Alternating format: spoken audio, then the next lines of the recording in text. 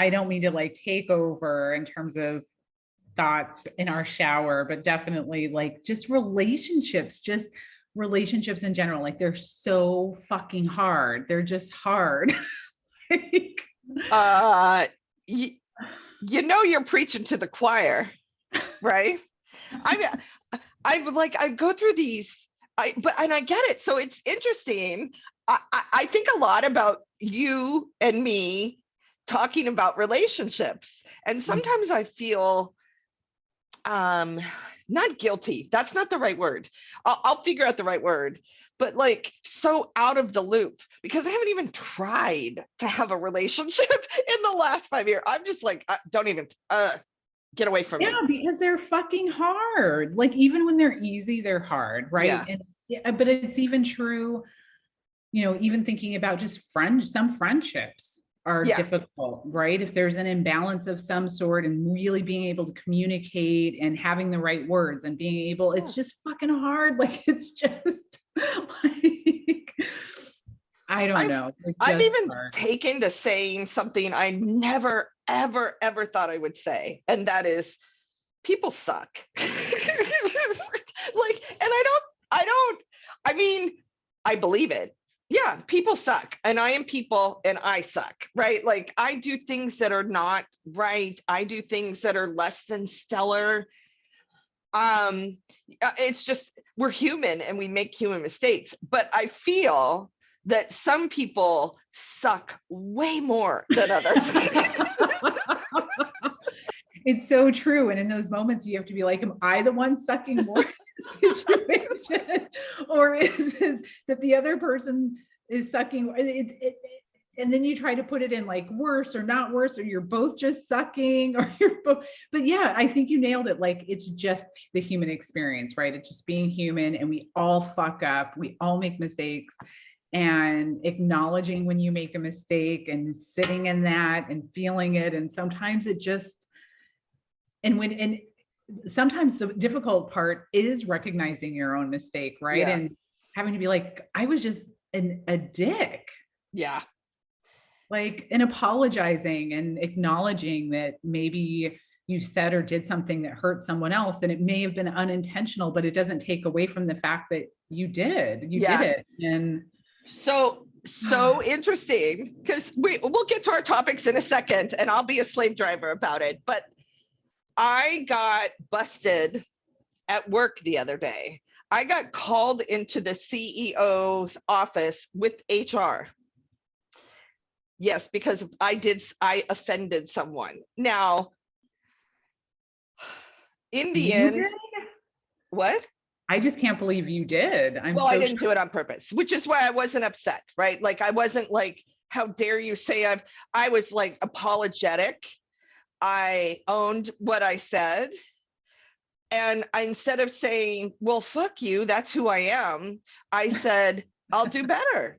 You know what? I'll do better. So I'm going to tell you what happened and you'll understand. So we know my name is Sherry Alexis. If you Google the name Sherry Alexis, what do you think comes up? You. No. With a name like Alexis, some sex porn star. Duh. Right? It's 99% porn. With a name like Alexis, this is what you're going to get. So I'm like, in order, and I'm in sales, like you're in sales, I just sell something different, right? But I'm still selling.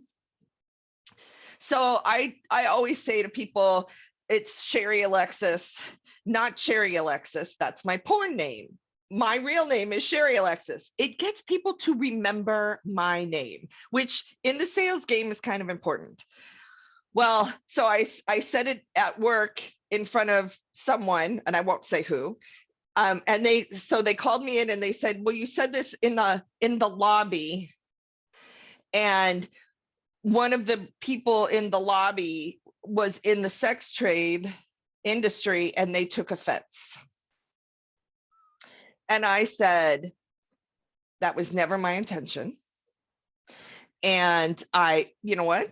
I apologize. And I will try not to use that analogy when I'm in the lobby. right? I was arguing. I didn't say, well, that's the stupidest thing I've ever heard and shame on them, which is a route I could have taken, and I could have fought and could have said, well, this is ridiculous and I want, whatever. I didn't do any of those things. I just was like, I said something I always say, that 99.99999% of the population thinks is funny and understands the communication that I was trying to make. Just happened to say it in front of somebody who had an issue with the sex trade in their life, apparently, and took offense. Right. I said, sorry, I apologize. And then my CEO says, well, I was in a gang and I had a lot of gang affiliations and I don't brag about it. And I said, I've never fucking made porn. I'm not a porn star. I'm not bragging about it. And he's like, oh yeah. I'm just like, you think I've made porn? I'm like, you think someone would pay to watch me have sex? Yeah. I'm in. How exciting. But yeah, we say things all the time, right? All the time. My goal isn't to offend anybody at any point. That's not my goal. Right. But I have discovered, just by the fact that I am alive, it offends some people. Amen, sister. It's Amen. just, me taking a breath is gonna offend somebody. There's someone out there that's like, God, I wish she was dead. And that's God, there's nobody out there that wishes you were dead. Stop it. I don't know, people suck. It's not because of something I have done, it is because of them. So I'm not worried about it, unless of course they purchase a gun and choose to shoot me. And I don't know who that person is, right? Like, I'm not saying I could point that person out, although I might be able to, but I mean, it's just a fact of life. Unhappy people don't like happy people. Happy people don't like unhappy people. I mean, I think we walk around looking for opportunities to be disconnected to our fellow man in a lot of ways. Yes. I have a friend that I follow, on Instagram and Facebook, and he still lives up in Portland, Oregon. And yet another friend of his has passed away. A young, like my age, which at this point I'm too young to die, so she's too young to die. That's kind of how I'm looking at it. 100%. I'm just getting more water, but I can hear you. Okay, so all of this had taken place, and it was funny because he wrote a little eulogy about her, and it was, her favorite word was fuck, and I'm like, oh, that's my favorite word. But she made an impression on her friends and the people around her, and I did not know who she was, oddly enough, considering I lived in Portland for so long. But I got the impression that she was pretty popular within the city, but she was unapologetic about who she was. And I was thinking about how there's such a struggle for us, you, me, the people around us. And I didn't know if it was more of a struggle for women, or is it equally as strugglesome for men? I just made that word up, by the way. Strugglesome. Strugglesome. I like it. I think that's a good word. And are we all on the Struggle Bus Express? Yes. And that is not being able to be your true self and be considered professional, right? Yeah, it is a struggle. I mean, I don't know if you ever listened to the podcast. There's a podcast called Code Switching. No. And I was literally talking about this with someone earlier today about navigating Black space versus white space. And he was asking me as how I would be if I got thrown into a situation with mostly all Black people versus all white people. And I'm like, for me, it's not about Black or white. It's more of the environment, right? Like, I do better and more professional, or like more sophisticated. I don't know that sophisticated is the right word, but like, that's the space I feel comfortable navigating more so. And I'm still who's great at anything, but like, yeah, I don't feel comfortable being in the neighborhood like I grew up in anymore. and it's not, I don't look down on it. I don't think any differently of that neighborhood. I don't, um, I support that neighborhood. I support people that live in neighborhoods. I just, that's not the space that I feel comfortable in anymore. And even at work, yeah, you know, that whole showing up authentically, it's like, I still think there's so much judgment that even people don't talk about. True. Right? I mean, there are states that have had to pass laws for women like me or grow afros to be able to have a job and not have hair discrimination. It's the Crown Act. Which is, yeah, kind of crazy, by the It way. is kind of crazy. Or like, I even had this happen a couple weeks ago where, you know, my hair is, yeah, it's a little wilder and like naturally wavy-ish, curly-ish. And, you know, I washed it. I got up, went to work, didn't think anything of it. And a woman I work with who luckily we have a really wonderful relationship, but she was like, oh, she's like, you came in really wild today. And I was like, I came in with my hair just natural. Yeah. And usually sometimes have it pulled back in a bun or in a hair tie, but this time I just let it down like it is now. And it just, it's, yeah, it's not straight, but it's like, would I come off as wild if my hair was naturally straight? And I No, just did, no, you would not. I would not. But the fact is, and she just happened to say it to me, but how many other people were in that room, that Zoom room or whatever, that had the same thought she did? Right.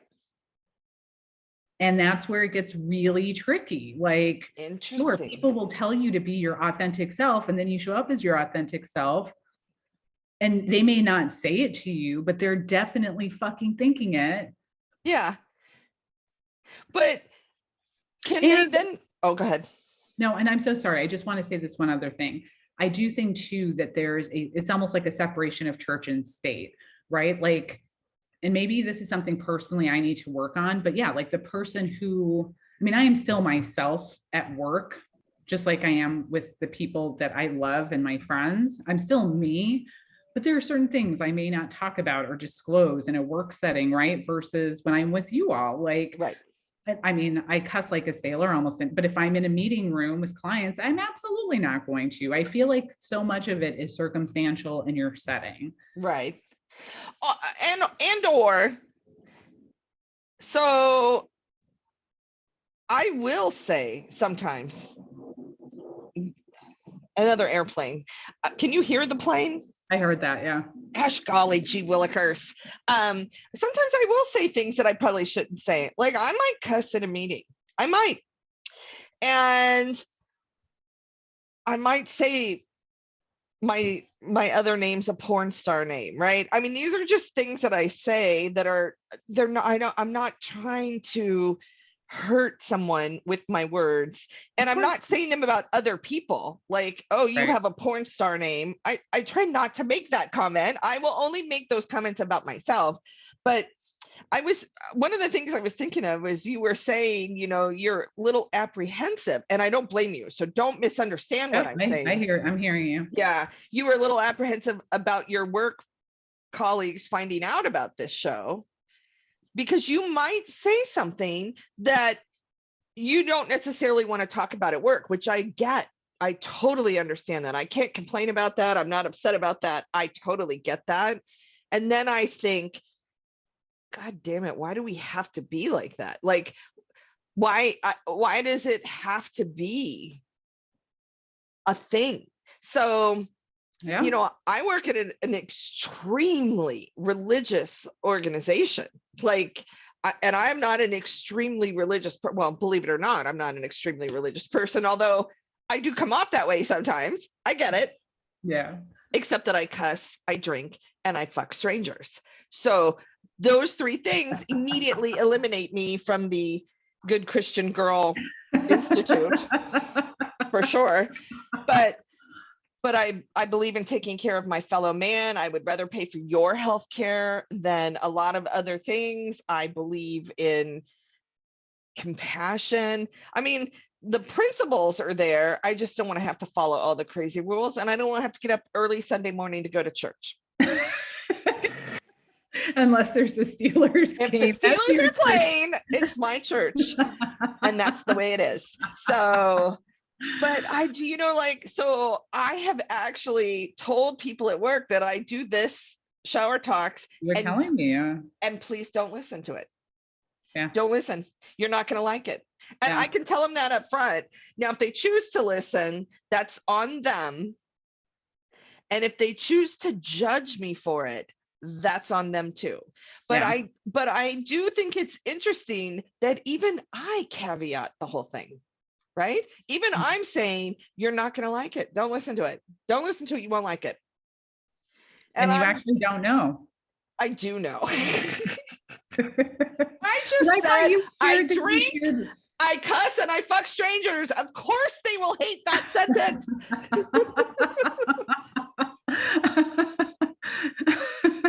I But you mean, don't know that they don't too, and they just don't. that's true. You're absolutely right. I'd like to think that that's not what God is worried about at this moment. And actually, it's funny because I have often quoted Matthew 25 a lot recently, as Matthew 25 is the sheep and the goats, right? And it's literally Jesus separating the pious religious fanatics from the everyday average people and telling them, you're going to hell and you're going to heaven. And this average people are like, why would we go to heaven? And he's like, because you've done it to the least of my brethren, you've done it unto me. And I honestly believe that that's what Jesus would do. That's why I don't think Jesus would call anybody an immigrant. He would call them brother or sister. Yeah. That's what he would call them. 100%. Totally he agree. cares about the person. That's all. Unless it's a she. You don't think Jesus cares about the person if it's a she? No, I'm saying that Jesus could be a she. Oh, yeah. I think Jesus is a they and a them. What movie was it? And God was Alanis Morissette, Dogma. I think it was Dogma. Yes, I believe it was. Yes, exactly. Exactly. Again, that's a hair that I don't care about, right? It's a split hair that I'm like, yeah. The philosophy, the general philosophy is the same, which is why at work, now not everybody at work is as, and actually there's this one woman I work with, breath of fresh air, right? Yeah. Definitely a spiritual, religious human being, without a doubt. Believer, like, praise God. She's a singer. She sings her own gospel. She goes to church and then some. I mean, she is the epitome of religious, I would say, except that she is also a compassionate, lovely human being. And I told her, gosh, I just don't think you're going to like me very much. And she's like, I love you. And I'm like, you know what? I love you too. She's lovely.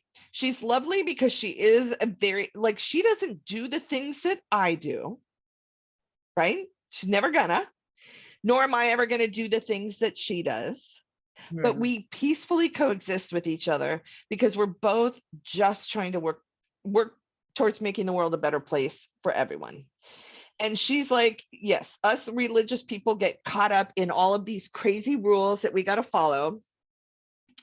And she goes, and you don't. And she goes, it's why you're good for the organization. And I was like, oh yes, for as long as I last. Let's see how long I last. So, but I'm like, so you're right, those people do exist. And are you robbing those people of the opportunity to support? And I guess I do mean you in this particular instance, like, you know, you might be surprised at the people that would support this and not judge it, right? And then maybe you wouldn't be surprised. There's going to be a handful of people that judge you no matter what. Those people judge me no matter what. This is true. Judgment happens whether we like it or not. That's just reality. I judge. Mm-hmm. I like to think I'm semi-aware, like I try and be aware of my judgment capabilities, and my judgment capabilities are pretty good, let me tell you. So I just wonder how that all works together in terms of like like us living these two separate lives, which I did for a long time.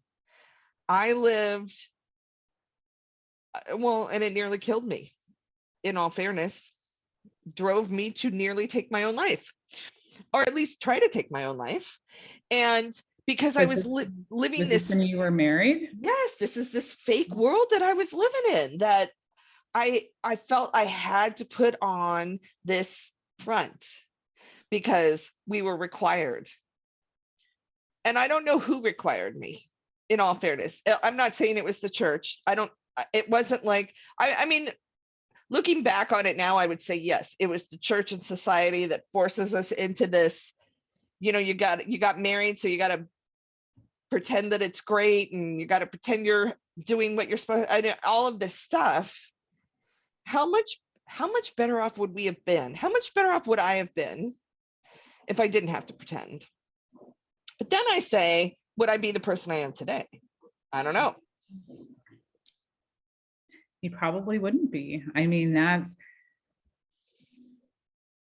a defining moment for you, right? I mean, just having been married and you may not have taken the path that you did. Right. I And probably wouldn't have, because I was stressed out and frustrated and depressed and looking for an alternative, which drove me down the radio road, which led me to meet you, oddly Mhm. enough, right? And now Yeah. look at us. Good old radio. Exactly. But it's interesting talking a lot about, the authentic self has come up a lot of times. And and even being the age that I am now, I'm not even 100% sure I know what is authentically me at this point anyway. Sherry, I so agree with you. And like this new relationship I'm exploring, part of the frustration I've had the last few days is when we started dating, I really felt like, you know what, I'm just going to show up as myself. Like, Yeah. not going to show, like, no bullshit. As things happen, I'm going to share them. I'm going to talk about it. I don't want there to be any surprises. And it's kind of backfired a little because it turned into a little bit of the like, God, you share so much and you just put so much out there. And some of these could have been red flags. And my thing was, maybe they are. And you know Yeah. what? I'm giving you the opportunity because this is who I am. I showed up as my whole self. I'm not trying to do any like pretend I'm someone that I'm not. This is who I am. This is what I am. And then I think I thought because I was doing it, it would also be reciprocated. And it doesn't mean that it's going to be. Mm-mm. And, but it's that authentic self thing is really the tricky part. Like, I really, for some reason in my mind, believed that this authenticity also comes from just being super honest and all the way truthful. And then I started to realize, like, yeah, it made me feel better maybe because I was sharing and but how does it make the other person feel? Like, there's also um not a meanness. I don't mean, I'm not sure what the word is, but it's like you have to consider the other person and how what your authentic, truthful self may also not make the other person feel good. Yes, but yes. And does that mean you don't get to be your authentic true self? No, I think you should. Don't get me Okay. wrong. I absolutely think it just made me take a step back. It wasn't that, I think, especially when you're first getting to know someone or there's an exploration that there is I mean, at the end of the day, these people that, I'm sure you've met these people, I've met these people where they literally just tell you their whole life story. Yes. But people do that to me. I'll sit down and ask a question. How are you How today? are you? And then it I'll opens up look the you in the floodgates. eye and I will say, how are you today? And that's the sign. But I guess my question is like, even when you think back about when you were married, right? And you're living this life that society's telling you you're supposed to live, or the church, in that moment, you were living the life. It wasn't that it was inauthentic, it was authentic, but it didn't mean you were happy. And I feel like there's a different, like, when are we not our authentic selves? Is that only when we don't tell the truth? Yeah, probably. And I mean that, and that includes telling the truth to yourself, because Right. I hear you, but I disagree. It was 100% unauthentic, because it wasn't just that I was unhappy. I mean, I can be unhappy when the Steelers are losing a football game, right? But that doesn't, but I'm authentically rooting for the Steelers, right? I was in a fictitious, fake facade of a relationship for me. Not, and not his fault. It was my fault, right? Because I I allowed that to happen. So like one of the things that happened before I got married was my ex-husband said to me, we cannot have any secular music in our house. He was getting his master's of divinity. He was gonna be a pastor. I could not own any secular music. He asked me before we got married, and I got rid of it all. Every Def Leppard album I owned, I got rid of. You love Def And Leppard. yes, and every other piece of secular music that I could have possibly owned at the time all went. It's all gone, except for you two. I didn't own it. He did. And they were okay because they professed to be Christians. Really? So if I could call Def Leppard and get them to say, oh, yeah, we're Christians too, I could keep the Def Leppard albums. But it is what it is. But I remember thinking back that I did that for a lot of things. We became vegetarians because he wanted to be a vegetarian. I used the shampoo he wanted to use because he wanted to use it. And I remember like thinking now, on their own, each individual thing was not that big a deal. But when you lump it all together, I gave up me, gave me up. Yeah. And that was not authentic. So like the truth is, I like Def Leppard. And I mean, like if I'm going to hell, which I apparently was going to hell because I like Def Leppard, maybe to this day I'm still going to hell. If I get to be with Def Leppard, I'll be okay with that. Okay. So yeah, and I don't think that that's true, and I don't think that God thinks that's true, just so you know, but I had to let a lot go. And I don't think that was authentic to myself. It was not being authentically me. Now, at first it might have started out that way because he said to me, hey, we can't live together or anything. And I said, okay, I'll fine, I'll give it up. Well, now I'm like, was that a threat? What was that? I don't think he authentically believed he couldn't have secular music in his house. I respect that. That I do respect. So, but in my rebellion, when I finally realized, what the fuck am I doing? This is not a good marriage for me. You know what I did in order to prove my independence?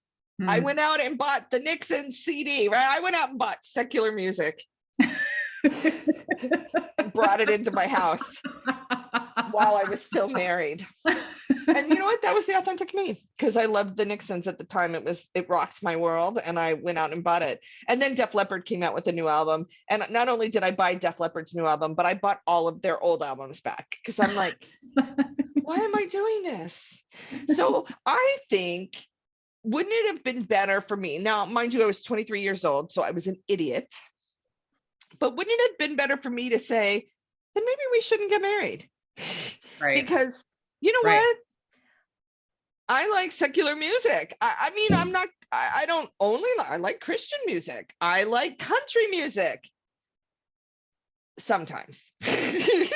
But I just like, I think it's better to take a step back from the craziness, right? Just take a step back and say, how do I like my eggs? Which is what reminds me of The Runaway Bride, right? Where in the end, she finally was just like, how do I like my eggs? And she took a moment to figure it out. And that's when we start. So I like the idea. Now, mind you, there is a moment when you're just like, not like blah, blah, blah, blah, blah to people. Yeah. But if you're having a conversation and you're getting to know someone you're going to date and then possibly end up with, don't you want them to know you like secular music? Yeah. Right? I would think. Yeah. Gonna be important. So if someone doesn't enjoy the authentic you, they're never gonna. Yeah, I agree. I totally agree. It's just how and when you show up. And I don't know. I just feel, and maybe it's definitely something I'm probably gonna have to work on with my therapist. Like, along with That many other things.